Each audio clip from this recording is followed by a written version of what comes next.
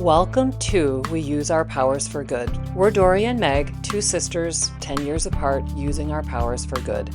We talk about grief, life, love, and everything in between, with humor, honesty, and the hope that what we're learning might help you too. This is what it looks like to practice compassion, hold boundaries, and stay connected, even when life gets messy. We're so glad you're here. Okay. Hi, welcome to We Use Our Powers for Good. It's been almost a year since our brother died or killed himself. And we're going to do a 6-part series because, as you know, that's our thing, our 6-part series. We're good at those. We're good at that. And also, Meg's in town every 6 weeks. So it makes sense that we do a 6-part series. So, over this 6-part series, we're going to just talk about what this last year has been like, go back to naming our grief and kind of better sitting in some of that with you, a year in reflection. And then where we'll end after the series of 6 is just the things that we're grateful for and the things that we've learned, with a bigger picture of like, stay in your work and stay in the hard stuff. And our intention would be over the course of this series of 6 that we show you what that could look like. So this first one, we're gonna go back and kind of put ourselves in the space that we were a year ago and just see what that feels like and see if we can kind of talk that through. Do you want to start? No, but okay. Well, it's funny, like I think of where I was at versus where I was at with him and the space following that. It's 3 different things. Do I remember who I was fully before then? Because it's sort of like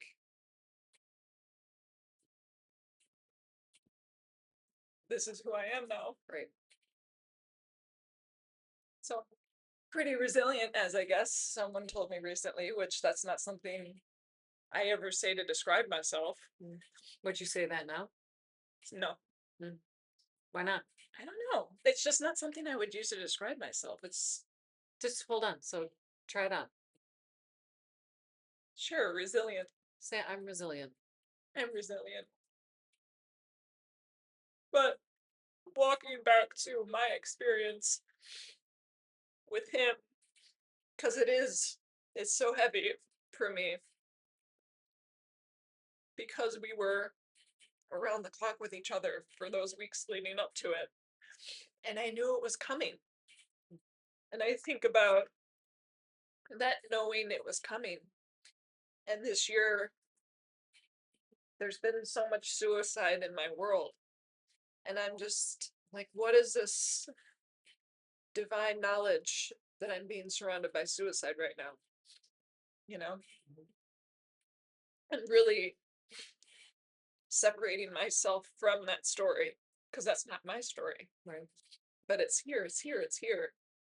It's everywhere. And I think it's going to continue for most of us as the world continues to turn this way. So that's what I've been thinking. Just light stuff. I appreciate you sharing that. And as you said that, I was telling Meg last night or a couple nights ago, I have a picture that was taken the night before I found out that Jerry killed himself. And then the week before, like 5 days before, I actually paid someone that came in and took pictures of my staff. And so I have pictures of myself in front of my clinic, and they're all that I use on social media. And when I look at them now, I'm like, oh, that person is gone. She's in there, right? Right. Whoever I was then, I'm not her now. And I don't want to say that she's naive, but she looks different than what I see when I look at Yeah. at myself now. Naive definitely feels like a fitting word. Yeah, naive to more pain, maybe. Yeah, but I think back, and again, it's been a year, and it's been extraordinary, painful, and we've learned a ton. Um, it was just so fucking sad. Yeah. And you mentioning that night before, I was up all night waiting to call you. Everyone was like, you were the last person we could get a hold of. And I know. I remember just the weight on everyone trying to get a hold of you. Mhm. Aside, like, so we can be in this together. Yeah, And I remember telling everyone I would be the one to wait up because I was the youngest, right. Well, but also but I felt the weight of the elders. You know what I mean? right. I was like, okay, I will be the one to tell you. Yeah. Yeah, and for whatever reason, divine maybe, my partner and I shut our phones off for the first times maybe in our lives and just oh, I thought I was making sure the battery wasn't low. Um, just enjoying some last moments of whatever that was, right? Yeah. But when I think back, I just think of I remember the moment when I looked at my partner and I said, after you told me and I got the phone and I sobbed and could hear myself sobbing. And I looked at him, I'm like, do you got this? He's like, yes. I'm like, because in my mind, I'm like, I don't know where I'm going, but I know I'm going somewhere that I am not going to be able to get out of for a while. Do you got this as in you? Can I hand this all off to you? The kids, the house, the things, the stuff, the chores, the whatever, right? And he was just like, I got you and I got this. And I just was gone. I mean, I was present and doing the things and the stuff, but I could feel a big part of my beingness was in orbit and just floating through space. Yeah. Yeah. Yeah. And then sitting in the sadness of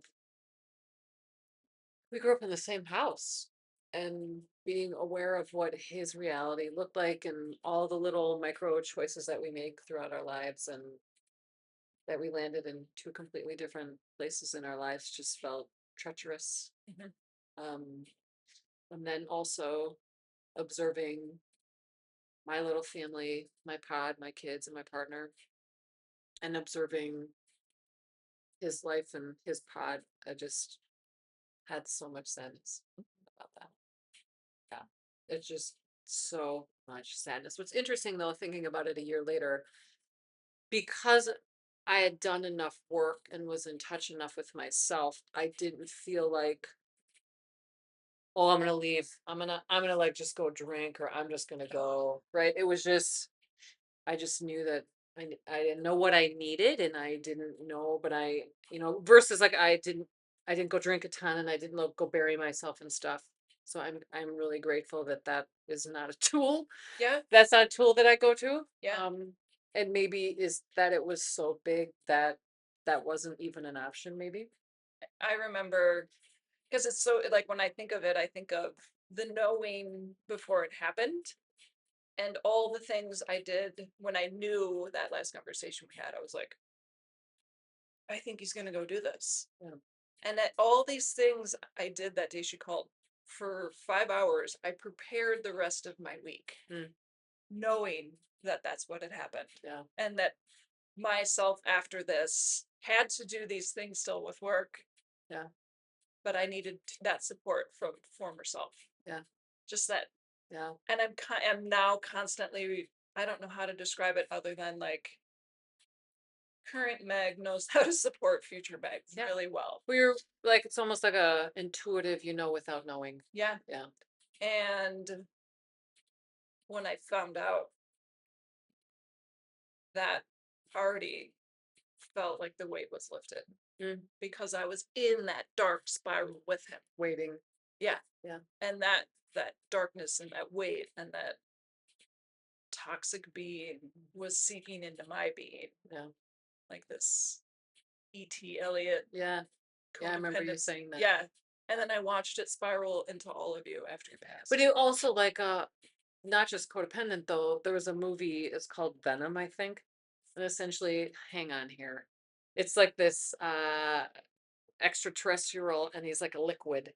And he literally the liquid extraterrestrial just like invests himself in the person. Yeah. So that's kind of the image that I have when you describe that. I'm like, it wasn't just codependence and like this behavior and response. It was like he was like melting into you. Yeah. Yeah. It's like darkness. Super dark. So I never took that on cellularly. And I feel like I never did. And then when he was, other than I was confused by what's happening and I couldn't describe it and it felt like my own, and then he died and it was all gone. All of it was Thank God. Oh my God. watch out for that. She just hit her head. Um, yeah, yeah. And I remember, I know I talked about this, when we started taping in January, that I went to work. So I canceled my clients that day and I was at work the next day and then I was at work every day after that. And I was resentful for what my life looked like, that I still needed to be at work. And I remember thinking to myself a couple things, but one was like, I got to do this differently because this doesn't feel good. As well as, oh my gosh, how long is it going to take for us to get out of here? Right. Like already, it's just super painful. How long is this going to go on for? Yeah. Like, but I thought that a lot and thought that often because it was so sad. Yeah. Yeah. So at a minimum, at a minimum, just going back to that moment in that day and around that, I'm grateful that the first thing that we didn't do was make it about us, like that I did something or we could have done something different, because no one can. Oh, I went there, but I don't. I mean, I had Not for long. no, not for long. No. Yeah. Yeah. Because in reality, certainly nothing anyone can do would change that for any person. No. No. No. So anything else that you want to share for this first episode? No. So this, again, we're just capturing what that moment felt like. And what's great, I will say this, like, hey, it's on the up and up. I mean, look what we've been creating this year. Right. I mean, a year later, certainly I will have a sadness about his choice and action for the rest of my life. But the depth of pain is way less. And we've moved to a really beautiful place, because as in most challenging things, all of them, all things that challenge you have the solution and the blessing in them, right? If you go look. And so certainly a year later, I mean, we already believe that.